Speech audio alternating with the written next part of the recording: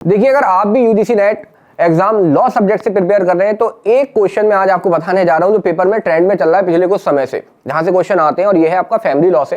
Topic का नाम है वक्फ। आखिर ये वक्फ होता क्या है? तो देखिए, वक्फ एक प्रकार की चैरिटी होती है जिसमें आप कुछ देते तो हैं लेकिन रिटर्न में कुछ भी एक्सपेक्ट नहीं करते हैं। अब इसके कुछ कैरेक्टरिस्टिक है, क्या क्या? देखो, सबसे पहले जो प्रॉपर्टी का एलिनिएशन होता है वो होता है अल्लाह को। दूसरी चीज, प्रॉपर्टी को देने वाला जो व्यक्ति होता है उसे हम वाकिफ के नाम से जानते हैं, और ये वाकिफ कौन होता है? जिसके पास उस प्रॉपर्टी की ओनरशिप होती है।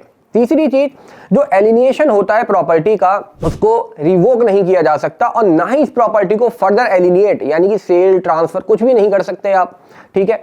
और लास्टली, इसका पर्पस क्या है वक्फ को करने का? तो देखिए, पर्पस दो तरीके से, एक तो हो गया आपका रिलीजियस पर्पस यानी धार्मिक। धार्मिक क्या? जैसे शिक्षा हो गया और धर्म का प्रसार प्रचार हो गया।